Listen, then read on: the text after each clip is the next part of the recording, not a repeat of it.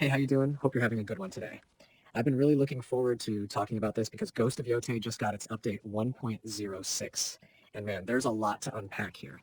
This is basically the day one patch, the one that kind of smooths out the edges and makes sure that when players finally jump into the world, everything feels polished, stable, and closer to what the developers originally envisioned.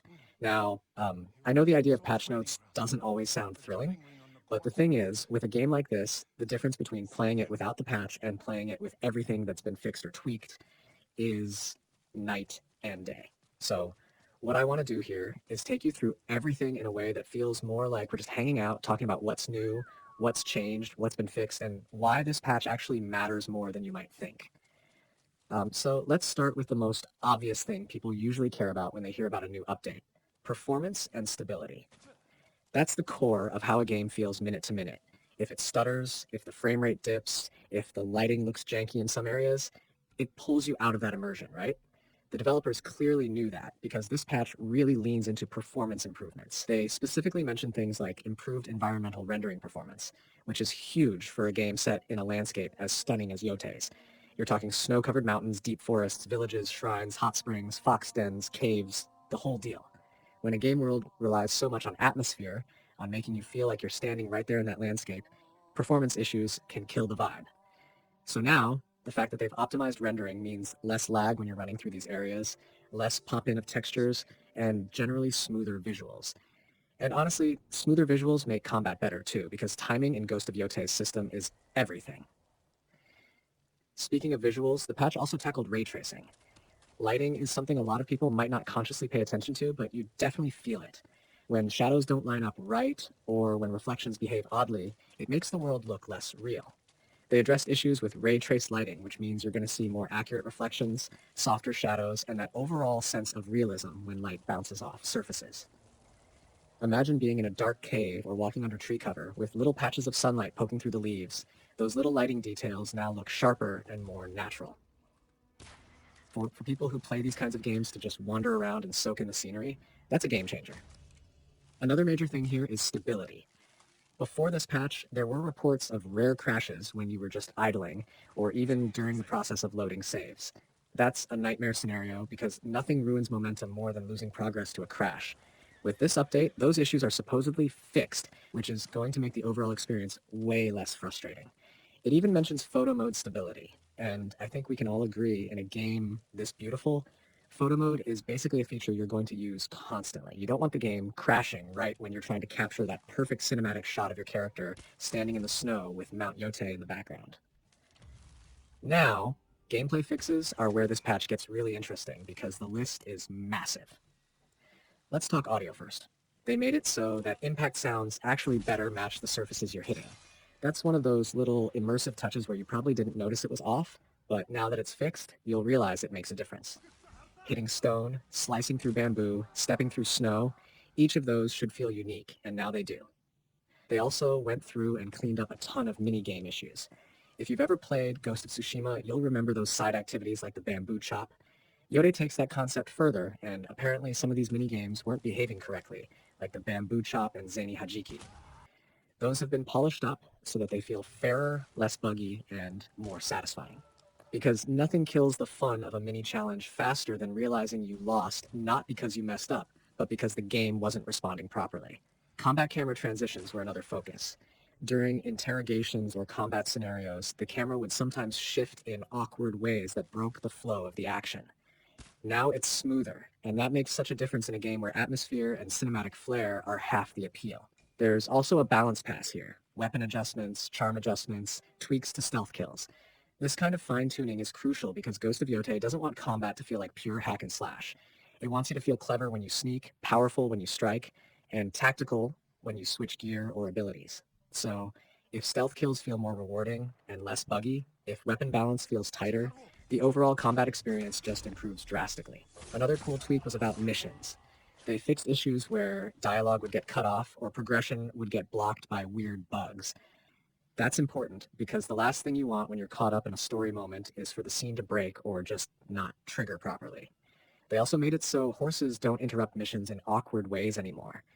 That's something I didn't even think about until I saw it in the patch notes, but it makes sense. Imagine you're in the middle of a cutscene or critical sequence, and your horse suddenly becomes the center of attention. It breaks the immersion. Now, they've smoothed that out.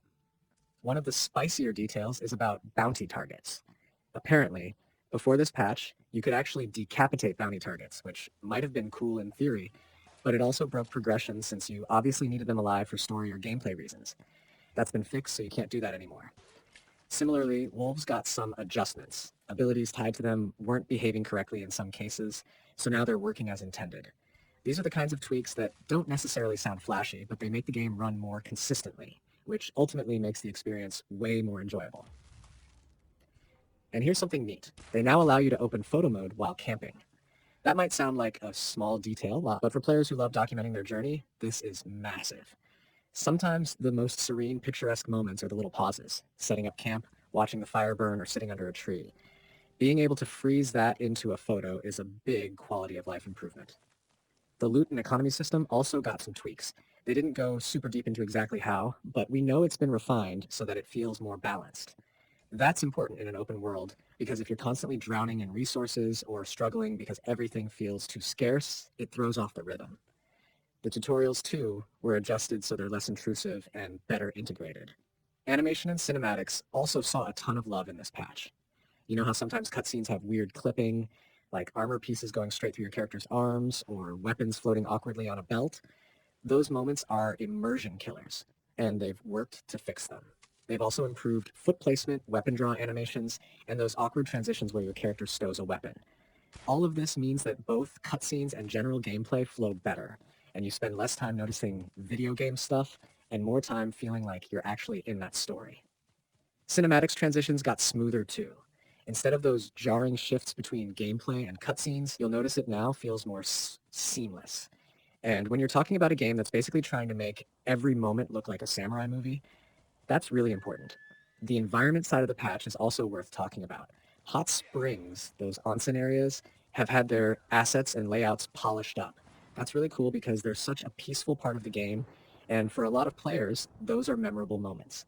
They also fix things like snow blending better on mountains, caves looking more realistic, and floating objects being cleaned up. That's the kind of polish that might not get headlines, but when you're playing, it's the difference between a world that feels slapped together and one that feels alive and believable. Now let's talk menus and UI. A lot of small but meaningful improvements here. For example, photo mode had issues where flashing effects or UI conflicts would mess with your shot. That's fixed. Spyglass, maps, and menu layouts all got improvements too, making navigation smoother. They also cleaned up text overflow issues where dialog boxes or icons would overlap, which again might sound tiny, but is the kind of thing that makes a game feel clunky when it's wrong.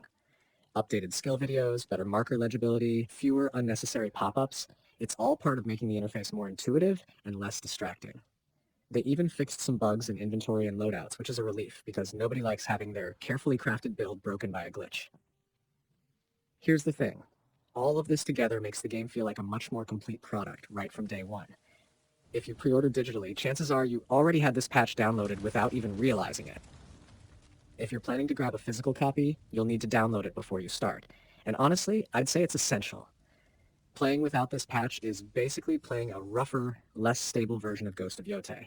And that's just not the experience you want when stepping into a game that's all about immersion and detail. So if I were to sum it all up, this patch doesn't just squash a few bugs. It's a broad overhaul that touches on visuals, combat, story progression, environment, UI, and the general flow of the game.